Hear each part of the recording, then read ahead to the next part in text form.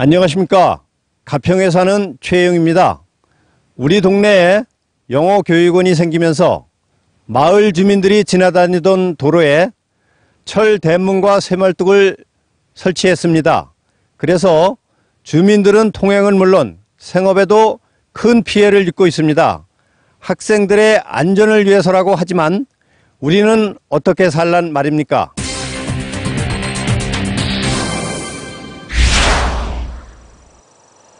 경기도 가평군 행연리. 지난 2007년 이 마을에 서울시 학생교육원이 들어섰습니다. 당시에는 주민들의 통행을 막지 않는다고 약속했지만 그 약속은 지켜지지 않았습니다. 2007년부터 막아놓기 시작했습니다. 주민 설명회 때 이 도로는 계속 허용을 하고 막지를 않는다. 그리고 통행에도 불편을 안 준다. 이런 말씀을 하셨어요.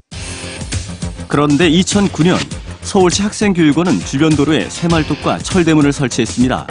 이 때문에 주민들의 통행은 물론 생업에도 지장이 생겼습니다. 길이 막히고 오니까 할 수가 없으니까 전부 이제는 나무 심었어요. 농기계가 자유롭게 다니지를 못하는 거예요. 그리고 농기계도 농기계지만 자기 소유 그 논밭 옆이라든지 임야에다가 관리할 수 있는 창고라든지 농가주택 같은 것도 짓지를 못하는 거예요. 길이 없으니까.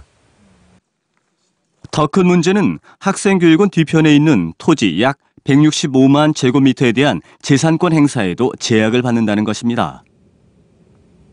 그 50만 평이라는 게 개인들의 그 재산권 행사도 못하지, 소득도 없지, 아무 필요가 없는 거예요. 명의만 나한테로 돼 있고 본인 그 주민들한테 돼 있지 뭐 재산이 있으면 뭐합니까?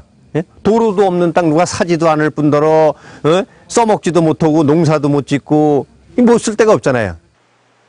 주민들에게 더 황당한 일은 막아놓은 길을 지나가기 위해서는 통행 허가서를 제출해야 한다는 것입니다. 그걸 열어달라고 가서 말로 하면 왜 들어가는지를 그 서류를 해오라는 거예요. 예.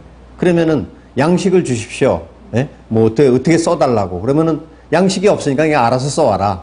예. 그럼 그냥 이렇게 써다 주는 거예요. 2004년 학생교육원 건설 당시 서울시 교육청에서는 학생들의 학습권을 저해하지 않는 범위 내에서 도로 통행을 허용한다고 약속했습니다.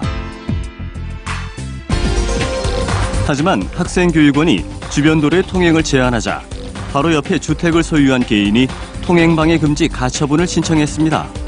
이에 법원은 학생교육원이 도로 통행을 방해해서는 안 된다는 결정을 내렸습니다. 하지만 다른 주민들에 대한 통행 제한은 계속돼 해당 지자체는 해결 방안을 학생교육원에 제시했습니다. 도로폭 4m에 한 150m 정도의 도로를 신설을 해가지고 주민들이 일로 다니면은 뭐 통행권 보장도 되고 원인을 제공을 하였으니까 서울시 학생교육원에서 전향적인 방법으로 시설 내에 별도의 도로를 설치를 해서 지역 주민들의 통행권을 보장하는 것이 최적의 방법이라고 생각합니다. 그런데 서울시 학생교육원에서는 수련생이 안전을 담보할 수가 없어 신규 도로를 개설하기 어렵다는 입장. 학생들의 안전을 위해 쇠말뚝과 철대문을 철거할 수 없다면 새 도로를 내달라는 주민들의 요구가 계속됐습니다.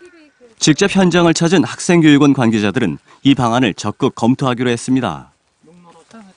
지금 활용성으로 보면은 우리 단지 내가 좋지만 학생들을 위해서 이쪽으로 큰 길을 내서 영구적으로 저 산으로 올라갈 수 있는 길을 내는 것이 좋지 않겠나 생각이 합니다.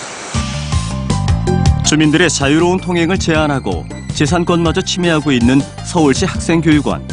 학생들의 안전도 중요하지만 주민들의 생업과 재산권 보호도 중요하다고 최 씨는 주장합니다.